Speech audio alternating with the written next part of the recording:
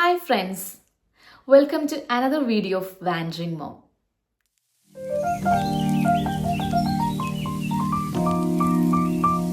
യുകെയിൽ എങ്ങനെയാണ് care home അല്ലെങ്കിൽ nursing ഹോമിൽ ജോലി കിട്ടുക, ക്വാളിഫിക്കേഷൻ എന്തൊക്കെയാണ്, അതേപോലെ എന്താണ് ഈ കെയർ ഹോമിൽ അല്ലെങ്കിൽ നഴ്സിംഗ് ഹോമിൽ ഉള്ള ഒരു നഴ്സിംഗ് ഹോമിൽ വർക്ക് ചെയ്യുമ്പോൾ നമുക്ക് പറ്റുന്ന ഒരു പ്രശ്നം എന്താണെന്ന് സാലറി എങ്ങനെയാണ്?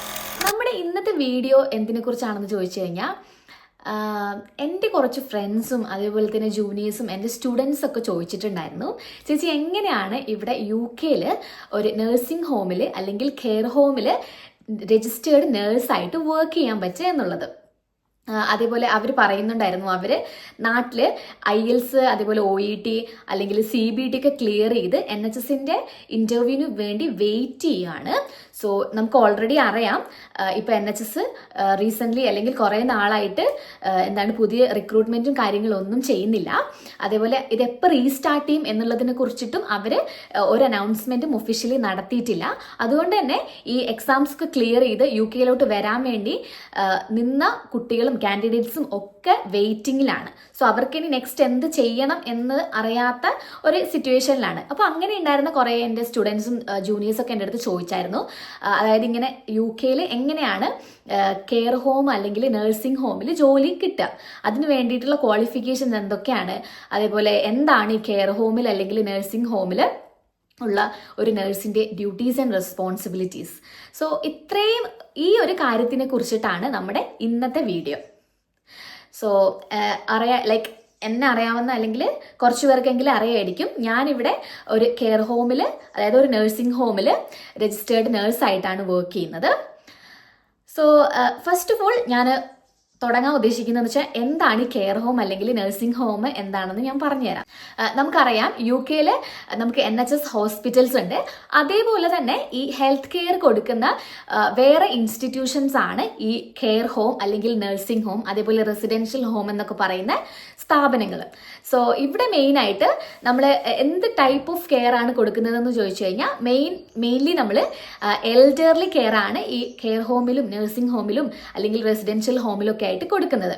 സോ നമുക്ക് ഇവിടെ അറിയാം ഇവിടെയുള്ള മെയിൻ ആയിട്ടുള്ള എൽഡർലി ആൾക്കാരുടെ പ്രശ്നമാണ് ഡിമെൻഷ്യ, അൽഷൈമേഴ്സ് എന്നൊക്കെ പറയുന്ന കണ്ടീഷൻസ് അല്ലേ.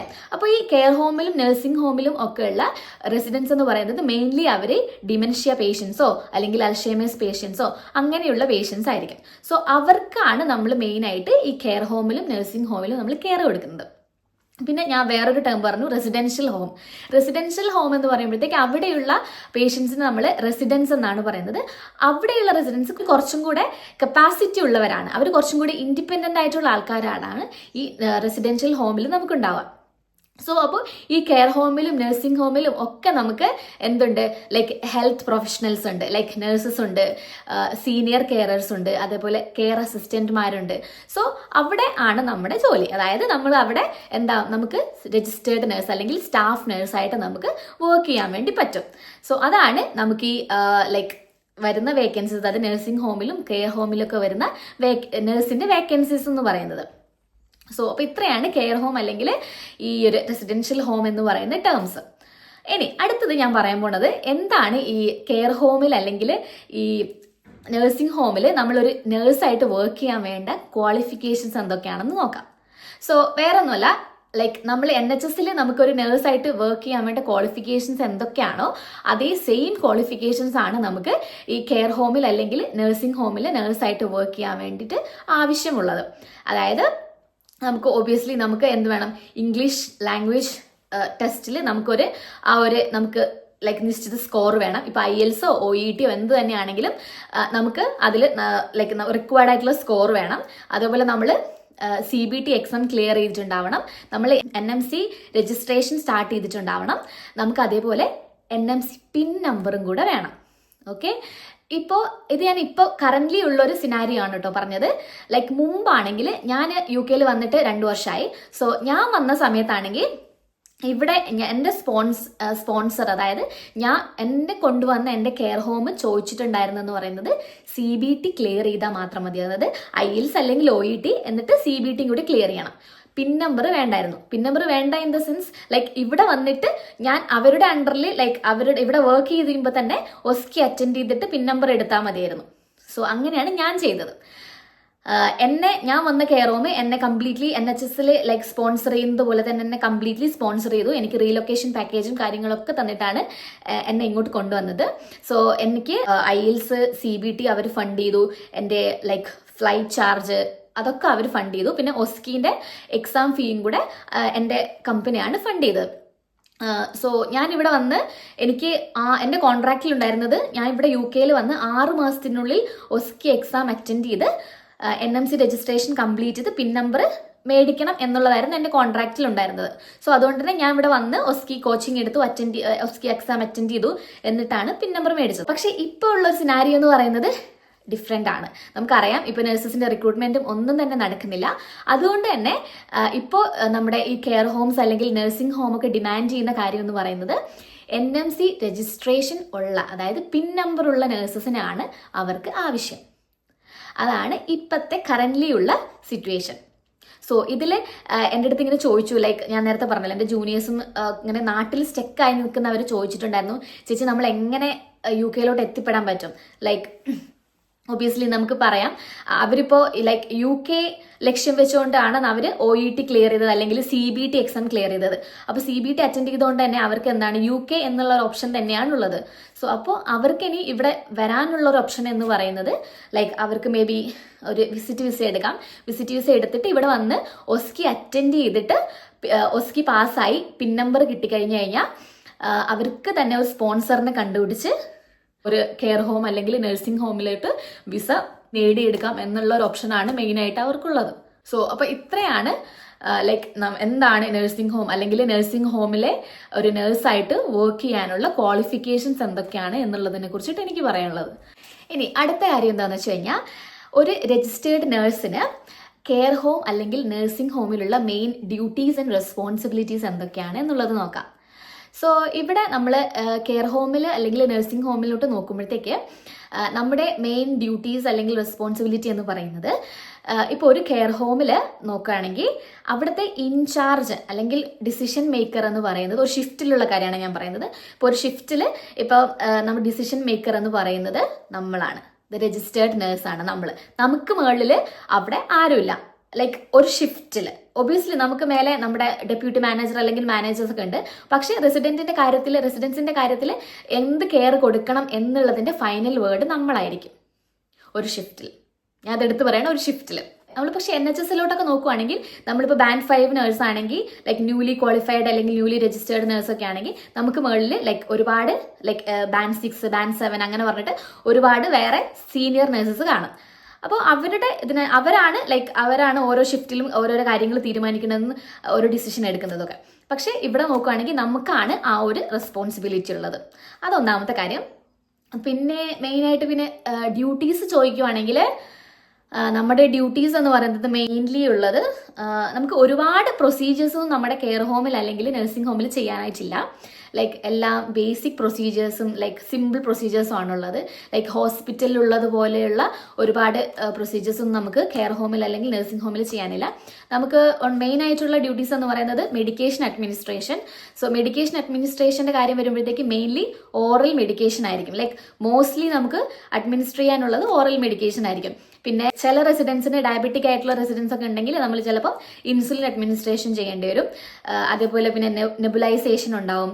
പിന്നെ ചെറിയ മൈനർ വൂണ്ട് ഡ്രസ്സിങ്, പിന്നെ ഒരുപാട് മേജർ വൂണ്ടൊക്കെ ആണെങ്കിൽ കൂടെ നമ്മളത് ചെയ്യില്ല. നമുക്ക് അതിന് സെപ്പറേറ്റ് ആയിട്ട് ഡിസ്ട്രിക്ട് നഴ്സസ് എന്നും പറഞ്ഞിട്ട് വേറെ സെപ്പറേറ്റ്ലി പ്രാക്ടീസ് ചെയ്യുന്ന നഴ്സസ് ഉണ്ട്. സോ അവർ NHSൽ വർക്ക് ചെയ്യുന്നവരാണ്. അപ്പോൾ അവർ വന്നിട്ടാണ് ഈ മേജർ വൂണ്ട് ഡ്രസ്സിങ്ങും കാര്യങ്ങളൊക്കെ ചെയ്യുന്നത്. അല്ലാതെ മൈനർ ഡ്രസ്സിങ്ങും കാര്യങ്ങളൊക്കെ നമ്മൾ തന്നെ ചെയ്യണം. അതുണ്ട്. അതാണ് പിന്നെ അടുത്തുള്ള ഒരു ഡ്യൂട്ടി എന്ന് പറയുന്നത്. പിന്നെ ആർക്കെങ്കിലും ഗ്യാസ്ട്രോസ്റ്റോമി ഒക്കെ ഉണ്ടെങ്കിൽ നമ്മൾ ചിലപ്പോൾ പെഗ് ഫീഡിങ് ചെയ്യേണ്ടി വരും. അങ്ങനെയുള്ള ചെറിയ ചെറിയ പ്രൊസീജിയേഴ്സൊക്കെ ഉള്ളൂ നമുക്ക് കെയർ ഹോമിൽ ചെയ്യാൻ വേണ്ടിയിട്ടുള്ളത്. പിന്നെ ഇവിടെയുള്ളൊരു കാര്യം എന്ന് പറഞ്ഞു കഴിഞ്ഞാൽ, ഞാനിപ്പോൾ പറഞ്ഞത് നമുക്ക് കൂടുതൽ വലിയ വലിയ പ്രൊസീജിയേഴ്സും കാര്യങ്ങളൊന്നും ചെയ്യാനില്ലാത്തത് കൊണ്ട് തന്നെ നമുക്ക് പഠിക്കാനുള്ള ഓപ്പർച്യൂണിറ്റീസ് കുറച്ച് കുറവായിരിക്കും. നമ്മൾ ഇപ്പോൾ നോക്കുവാണെങ്കിൽ ഹോസ്പിറ്റലിൽ നോക്കുവാണെങ്കിൽ നമുക്ക് ലൈക്ക് ഡെയിലി ഡിഫറെൻറ്റ് കേസസ് കാണും. ലൈക്ക് ഡിഫറെൻറ്റ് കെയർ കൊടുക്കണം, ഡിഫറെൻറ്റ് പ്രൊസീജിയേഴ്സ് ചെയ്യുന്നുണ്ട്. പക്ഷേ കെയർ ഹോം അല്ലെങ്കിൽ നഴ്സിംഗ് ഹോമിലോട്ട് വരുമ്പോഴത്തേക്ക് നമ്മളെ റെസിഡൻസ് അല്ലെങ്കിൽ നമുക്ക് അവിടെയുള്ള പേഷ്യൻസ് എന്ന് പറയുന്നത് ലൈക്ക് അവിടെ ഒരു ലോങ് ടേമിലേക്ക് നമ്മുടെ ഹോമിൽ തന്നെ താമസിക്കുന്ന ആൾക്കാരായിരിക്കും. അപ്പോൾ നമ്മൾ ഡെയിലി കാണുന്ന ആൾക്കാർ തന്നെയാണ്. നമ്മുടെ റൊട്ടീനും അതുകൊണ്ട് തന്നെ ലൈക്ക് ഡെയിലി നമുക്ക് എന്താണ് സെയിം റൊട്ടീനാണ്. നമുക്ക് പുതുതായിട്ട് എന്നും ഓരോ കാര്യങ്ങൾ ചെയ്യാനൊന്നും കാണത്തില്ല. സോ അതുകൊണ്ട് തന്നെ നമുക്ക് പഠിക്കാനുള്ള ഓപ്പർച്യൂണിറ്റി കമ്പാരിറ്റീവ്ലി നോക്കുമ്പോൾ കെയർ ഹോമിൽ കുറവാണ്. സോ അങ്ങനെ ഒരു നെഗറ്റീവ് സൈഡ് എനിക്ക് ഫീൽ ആയിട്ടുണ്ട്. പിന്നെ ഇപ്പോൾ കെയർ ഹോമിൽ നോക്കുവാണെങ്കിൽ നമ്മൾ കെയർ ഹോമിൽ ആസ് എ നേഴ്സ് നമ്മൾ കൂടുതലും ഫോക്കസ് ചെയ്യുന്ന കെയർ എന്ന് പറയുന്നത് ഞാൻ നേരത്തെ പറഞ്ഞല്ലോ ഡിമെൻഷ്യ കെയർ ആണ്. അതുപോലെ തന്നെ എൽഡർലി കെയർ, പിന്നെ end of life care. So ഇത്രയും കാര്യങ്ങളാണ് നമ്മൾ മെയിനായിട്ട് നമ്മൾ കെയർ ഹോമിൽ അല്ലെങ്കിൽ നഴ്സിംഗ് ഹോമിൽ നമ്മൾ കൊടുക്കുന്ന കെയർ. സോ അപ്പോൾ അതിൽ നമുക്ക് നല്ല നോളജും നമുക്ക് അതിൽ കൂടുതൽ എക്സ്പീരിയൻസ് നമുക്ക് കെയർ ഹോമിൽ അല്ലെങ്കിൽ നഴ്സിംഗ് ഹോമിൽ വർക്ക് ചെയ്യുമ്പോഴത്തേക്ക് നമുക്ക് അതിൽ കൂടുതൽ എക്സ്പീരിയൻസ് കിട്ടും. ഇതിനുള്ള ഡിഫറൻസ് എന്താണെന്ന് വെച്ച് കഴിഞ്ഞാൽ NHS വർക്ക് ചെയ്യുന്ന നഴ്സുമാർ എൻ്റെ അടുത്ത് പറഞ്ഞിട്ടുള്ള കാര്യമാണ്. ഞാൻ NHS വർക്ക് ചെയ്യാത്തതുകൊണ്ട് എനിക്ക് അറിയത്തില്ല. പക്ഷെ അവർ പറയും അവരുടെ working conditions like working environment കുറച്ച് ഭയങ്കര സ്ട്രെസ്ഫുൾ ആണെന്നുള്ളത്. ഭയങ്കര ലൈക്ക് എന്നും ടെൻഷനും സ്ട്രെസ്സും ആണെന്നൊക്കെ പറഞ്ഞിട്ടുണ്ട്. പക്ഷെ എനിക്ക് തോന്നുന്നു കെയർ ഹോമിൽ ഞാൻ വർക്ക് ചെയ്യുന്ന സ്ഥലത്താണെങ്കിൽ എനിക്ക് ഒരുപാട് സ്ട്രെസ്സും ടെൻഷനൊന്നും എനിക്കിതുവരെ ഫീൽ ആയിട്ടില്ല. നമുക്ക് ബെയർ ചെയ്യാൻ പറ്റുന്ന സ്ട്രെസ്സും കാര്യങ്ങളൊക്കെ തന്നെ എനിക്ക് ഇതുവരെ തോന്നിയിട്ടുള്ളൂ. അപ്പോൾ കമ്പാരിറ്റീവ്ലി നോക്കുവാണെങ്കിൽ സ്ട്രെസ്സ് കുറവാണ് നമ്മളെ കെയർ ഹോമിൽ അല്ലെങ്കിൽ നഴ്സിംഗ് ഹോമിലോട്ട് വരുമ്പോഴത്തേക്ക്. അത് ഒരു പ്ലസ് പോയിന്റ് ആയിട്ട് എനിക്ക് ഫീൽ ആയി. പിന്നെയെന്ന് പറയുന്നത് നമ്മുടെ കരിയർ ഗ്രോത്ത് NHS കമ്പയർ ചെയ്ത് നോക്കുമ്പോൾ നമുക്ക് കെയർ ഹോമുകളിൽ കുറവാണ്. നമ്മൾ ലൈക്ക് NHS നോക്കുവാണെങ്കിൽ നമുക്ക് ഓരോ നിശ്ചിത വർഷങ്ങൾ കഴിയുമ്പോഴത്തേക്ക് നമുക്ക് നമ്മുടെ ഗ്രേഡ് അപ്ഡേറ്റ് ചെയ്ത് കൊണ്ടേയിരിക്കും. ലൈക്ക് ബാൻഡ് 5 ബാൻഡ് 6 ബാൻഡ് 7 അങ്ങനെ നമുക്ക് പോകാൻ പറ്റും. പക്ഷേ കെയർ ഹോമിലോട്ട് വരുമ്പോഴത്തേക്ക് നമ്മൾ നഴ്സ് ആയിട്ട് നമ്മൾ കുറേ നാൾ വർക്ക് ചെയ്യണം. അങ്ങനെ കുറേ വർഷങ്ങൾക്ക് ശേഷം നമുക്ക് ചിലപ്പോൾ ലൈക്ക് ഡെപ്യൂട്ടി മാനേജർ, പിന്നെ മാനേജർ, അങ്ങനെ പോസ്റ്റിലേക്കാണ് നമുക്ക് കൂടുതലും പ്രൊമോഷൻസ് കിട്ടുന്നത്. സോ അങ്ങനെ നോക്കുമ്പോൾ കരിയർ വൈസ് കുറച്ച് ഗ്രോത്ത് കുറവാണ് കെയർ ഹോമിലോട്ട് വരുമ്പോഴത്തേക്ക്. അതൊരു കാര്യമുണ്ട്. അപ്പോൾ ഇത്രയാണ് മെയിൻ ആയിട്ടുള്ള NHS വർക്ക് ചെയ്യുന്ന നഴ്സസും അതേപോലെ തന്നെ കെയർ ഹോമിൽ പ്രൈവറ്റ് കെയർ ഹോമിൽ വർക്ക് ചെയ്യുന്ന നഴ്സസും തമ്മിലുള്ള വ്യത്യാസം. പിന്നെ എല്ലാവർക്കും അറിയേണ്ട ഒരു കാര്യം എന്താണെന്ന് വെച്ച് കഴിഞ്ഞാൽ സാലറി എങ്ങനെയാണ്. അതായത് NHS വർക്ക് ചെയ്യുന്ന നഴ്സസിനാണോ പ്രൈവറ്റ് അതായത് കെയർ ഹോമിൽ വർക്ക് ചെയ്യുന്ന നഴ്സസിനാണോ സാലറി പേ സ്കെയിൽ കൂടുതൽ എന്നുള്ളത്, അവരുടെ പേ സ്കെയിലിനെ കുറിച്ചിട്ടാണ് അറിയാനുള്ളത്.